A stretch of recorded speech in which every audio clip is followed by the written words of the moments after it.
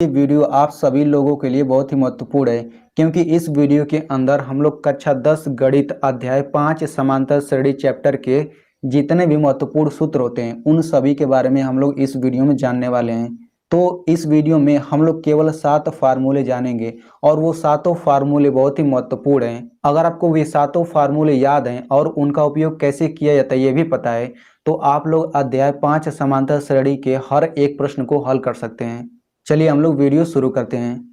तो देखिए फार्मूला समझने से पहले उन फार्मूलों में जो जो शब्द प्रयोग हुआ है हम लोग उनका मतलब समझ लेते हैं, उसके बाद हम लोग सूत्र देखेंगे। तो यहाँ पे देखिए पद का मतलब संख्या होता है, एपी का मतलब होता है समांतर श्रेणी।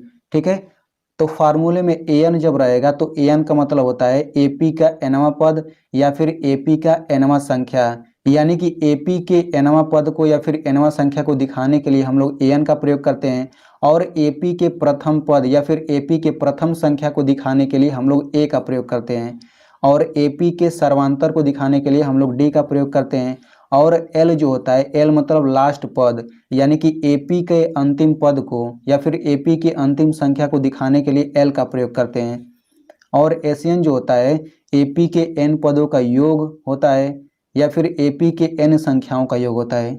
ठीक है, वैसे ही एस एन माइनस वन क्या होता है, एपी के एन माइनस वन पदों का योग होता है या फिर एपी के एन माइनस वन संख्याओं का योग होता है। तो चलिए अब हम लोग फार्मूले देखते हैं। तो देखिए पहला फार्मूला होता है ए एन बराबर A plus N minus one into D. इस फार्मूले को हम लोग एनवा पद का फार्मूला भी कहते हैं।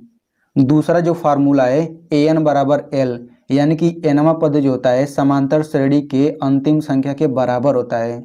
चलिए अब हम लोग तीसरे फार्मूले को देख लेते हैं। तो तीसरा सूत्र है एल बराबर A plus N minus one into D. तो ये तीसरा फार्मूला कहाँ से है, देखिए ए एन जो होता है वो एल के बराबर होता है, तो हम लोग पहले फार्मूले में ए एन की जगह यल रख सकते हैं, तो हमने इसी की जगह यल रखा तो ये तीसरा फार्मूला आपका बन गया है एल बराबर A plus N minus one into D. ठीक है, तो अब हम लोग चलिए चौथा फार्मूला देख लेते हैं। तो चौथा फार्मूला है ए एन बराबर L minus N minus one D. तो यहाँ पे मैं आपको एक बात बताना चाहता हूँ कि यहाँ पे जो ए एन है ना, इस ए एन का मतलब भी यनवा पद होता है, लेकिन ये यनवा पद होता है, ये अंतिम पद से यनवा पद होता है ए एन, इतना आप लोग याद रखिएगा। यानी कि ए एन यहाँ पे जो है अंतिम पद से यनवा पद है।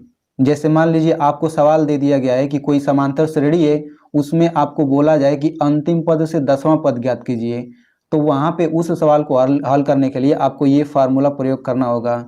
तो यहाँ पे मैं आप लोगों को एक बात बताना चाहता हूँ कि यहाँ पे मैं जितने भी फार्मूले बता रहा हूँ इन सभी फार्मूलों का यूज करके हम लोग सवाल हल कर चुके हैं, यानी कि इन सभी सूत्रों का कैसे उपयोग किया जाता है सवाल को हल करने में ये मैंने पहले ही बता दिया है। तो अगर आप लोग उन सभी वीडियोज़ को देखना चाहते हैं, समझना चाहते हैं, तो उन सभी वीडियोज़ का लिंक मैं इस वीडियो के नीचे डिस्क्रिप्शन में दे दूंगा या फिर इसी वीडियो के लास्ट में आपको वो सभी वीडियो मिल जाएगा। तो चलिए अब हम लोग अगले सूत्र को देख लेते हैं। तो पांचवा सूत्र होता है एस एन बराबर एन बाई टू कोष्टक में two A plus N minus one into D. और छठा सूत्र क्या है, एस एन बराबर एन बाई टू कोष्टक में ए प्लस एल। ठीक है, तो ये दोनों ही फार्मूले यन पदों के योग का फार्मूला है। अब चलिए हम लोग लास्ट